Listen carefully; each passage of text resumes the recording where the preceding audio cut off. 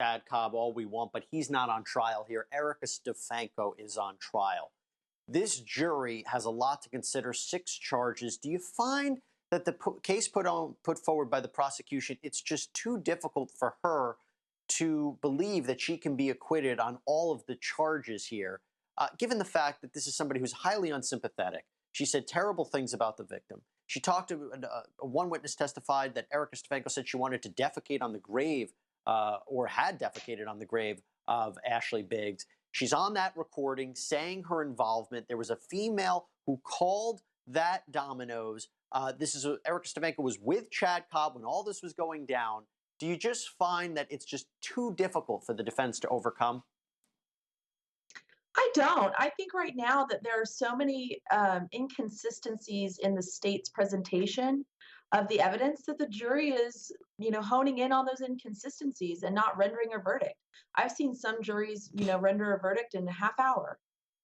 And just like Tiffany, I've seen them go longer as well. So I think we can gather from this delay and the amount of time that they truly are taking to heart some of the things that the defense said in their closing. I have found that in cases where the evidence seems to be overwhelmingly in favor of a guilty verdict, perhaps you have a very talented defense attorney who's really captured the heart of the jury and they were trying to find ways to go with that defense attorney. There's all sorts of reasons that juries do things, and sometimes it's not exactly following the actual instructions.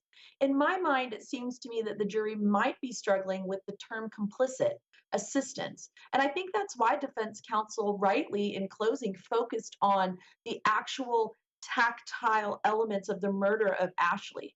By focusing on who actually did it, who actually dressed up for it, who wore the camo belt, who brought the boots and the jacket extra large, right?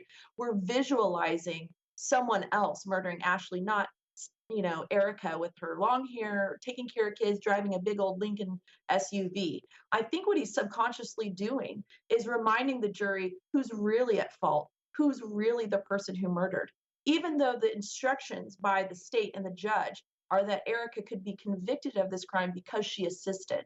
So in my mind, I think the jury's having a hard time closing the gap between that guilty verdict and what assisting the murder really is. And I think part of the problem with that is Chad Cobb's testimony. Well, maybe. And we can't forget that they have 6 charges here, 2 counts of aggravated murder, 2 counts of murder, kidnapping, aggravated robbery. They have to go through the elements, each of those charges, and see if they match up to the facts, the allegations put forward by the state. That's what they're wrestling with right now. We'll take a break. When we come back, we'll see what happens in the next